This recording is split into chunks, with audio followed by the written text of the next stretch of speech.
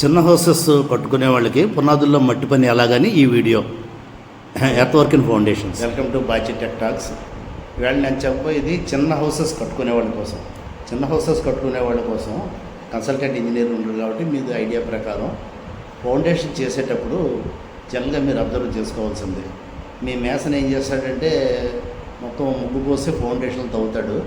అంటే అక్కడ మీకు చుట్టుపక్కల మీరు గతంలో చేసిన ఎంక్వైరీని బట్టి 4 అడుగులో 5 అడుగులో డెప్త్కి వెళ్ళాలని చెప్పి ఒక చిన్న అంచనా ఉంటుంది, సరిపోతుంది. చిన్న హౌసెస్ అంటే నా ఉద్దేశం ఒక కాలం టు కాలము 12 అడుగుల లోపు నుండి ఒక 2 అంతస్తులు లేదంటే ఇంకో 3 అంతస్తులు వేసుకునే వరకు అనమాట.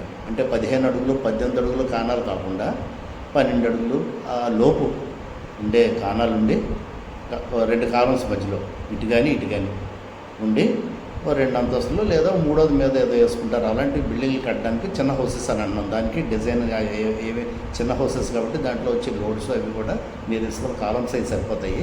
దాని ఫౌండేషన్ తవ్వేటప్పుడు 2 రకాలుగా ఉంటుంది. కాలమ్స్ మీకు దగ్గర జాగా లేకపోతే ఒకటే చెరువు పునాది అని చెప్పి మొత్తం తవ్వుతారు. అలా కాకుండా కొంచెం దూరంగా ఉంటే ఏ గొయ్యికి ఆ గొయ్యి తవ్వుతారు అనమాట. ఏ గొయ్యికి ఆ గొయ్యి తవ్వడంలో ఒక సౌకర్యం ఉంది. రేపు ఫిల్లింగ్ చేసేటప్పుడు ఫిల్లింగ్ చాలా గట్టిగా దాంట్లోకే కుక్కినట్టుగా పెట్టవచ్చు. పెద్ద చెరువు పునాది కంటే చెరువు పునాది అంటే దాన్ని మళ్ళీ వేసిన మట్టిని బాగా దింసా కొట్టి తయారు చేయడం అనేది నీళ్ళది పెడతారు కానీ అంత బాగా అవదు. ఏ గొయ్యి కాబోయే ఉన్న దాంట్లో అయితే మట్టి పోస్తే దాన్ని మళ్ళీ కూరడం గట్టిగా కూరడం అనేది ఈజీ అవుతుంది. తప్పనప్పుడు దగ్గర వచ్చినప్పుడు ఇంకెలాగ మధ్యలో గ్యాప్ నిలబడదు, ఒకటే గొయ్యి అవుతుంది. 2-3 కలిపి ఒకటి గొయ్యి కానీ మొత్తం కానీ గొయ్యి అవుతుంది. అయితే ఈ మట్టి పని చేసేటప్పుడు ఏం చేస్తారంటే సపోజ్ గతంలో అక్కడ పెంట మట్టి కానీ పోత మట్టి కానీ ఏదైనా ఉంటే అది తీసుకోకూడదు. అక్కడి నుంచి మీరు అనుకున్న 4 అడుగులు 5 అడుగులు వెళ్ళి ఆ కింద సాయిల్ ఒకసారి టెస్ట్ చేసుకోవాలి, కొంచెం గట్టిగా ఉందా లేదు. గట్టిగా అంటే ఏం లేదు, మరీ చేత్తో ఇలా అంటే లూజ్గా వచ్చేయకూడదు. పలుగు పారతోటి తవ్వితే కానీ మట్టి రాని రకంగా ఉంటే మనకు సరిపోతుంది అన్నమాట. అక్కడి నుంచి లెవెలింగ్ పోసి కాంక్రీటు చెన్నీళ్ళకి అయితే 3 అంగుళాలు వేసుకుంటే సరిపోతుంది. పెద్ద అంటే గ్రానైట్ మెట్లు, పెద్ద సైజు మెట్లు 40 mm అంటారు, 40 mm to 60 mm మెట్లు. దాంతో మనం కాంక్రీట్ తయారు చేసుకుని వేసుకుంటే 1/5-10 కాంక్రీట్ వేసుకుంటే సరిపోతుంది. అదేంటంటే మీద కూర్చోడానికి మట్టిలో కలిసిపోకుండా నీట్గా ఇవ్వడానికి. జనరల్గా వీళ్ళు మేసన్స్ చేసే తప్పు ఏంటంటే ముగ్గు పోసిన తర్వాత తవ్వడం ఇలా నేరోగా తవ్వుతారు, రాడ్లు చివరి మట్టికి అంటుకుపోతాయి. అది మట్టికి ఎట్టి పరిస్థితుల్లో మట్టికి అంటుకుపోతే చివరి ఉన్న కాంక్రీటు మట్టిలో కలిసిపోయి అంత క్వాలిటీ కాంక్రీట్ ఉండదు. మన రాడ్స్ డ్యామేజ్ అవ్వడం అక్కడి నుంచే మొదలవుతుంది అనమాట. చుట్టూరు కూడా సెంటరింగ్ తొట్టు వచ్చేలాగా చేస్తేనే మంచి వర్క్ అవుతుంది. మనకి ఇప్పుడు నేను వీడియోలో చూపిస్తాను చూడండి. వాళ్ళు ఏం చేశారంటే కొంచెం జాగా ప్రాబ్లం వచ్చి మట్టిలోకి తీసుకెళ్ళిపోయి థర్మోకోల్ షీట్లో పెడతామని అంటున్నారు. అది కరెక్ట్ పద్ధతి కాదు, అలా చేయకూడదు. అలాగే వాళ్ళు 10 అడుగులు తీసుకున్నారు.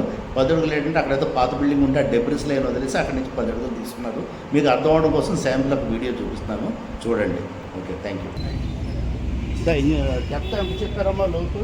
11 అడుగులు. అక్కడ చూస్తే మనకి ఒరిజినల్ సాయిల్ అంటే అక్కడ అంతకుముందు ఏ బిల్డింగ్ లేనప్పుడైతే మనకి ఇచ్చిన 10 feet తీసుకోవచ్చు. ఇది ఆల్రెడీ ఏమన్నా డిపాజిట్ పాత మట్టి ఏదైనా ఉంటే ఆ పాత మట్టి వచ్చేసి ఆ లేయర్ సాయిల్ అక్కడ గట్టిగా ఉందో లేదో జనరల్ టెస్టింగ్. జనరల్ ఒక గుణప ఏదైనా వెళ్తే కొంచెం హార్డ్గా ఉండేలాగా తీసుకోవాలి. సాయిల్ టెస్టింగ్ ఎలాగ చేస్తారు అనుకోండి, అది మట్టి టచ్ అవుతుంది కదా. అవుతారు అంటే ఇలా బోర్డు వచ్చింది కదా, ఇంత పర్ఫెక్ట్గా ఉండదు కదా, కొంచెం మట్టి తగ్గుతుంది.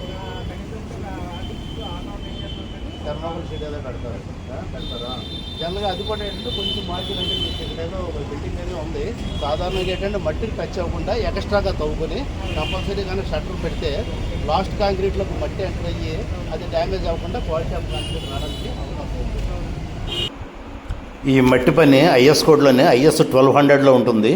ఈ మట్టి పని గురించి ఇంకా డీటెయిల్గా స్పెసిఫికేషన్లు తెలుసుకోవాలంటే IS కోడ్లోనే IS 1200 చూసుకున్నట్టయితే తెలుస్తుంది. Thank you.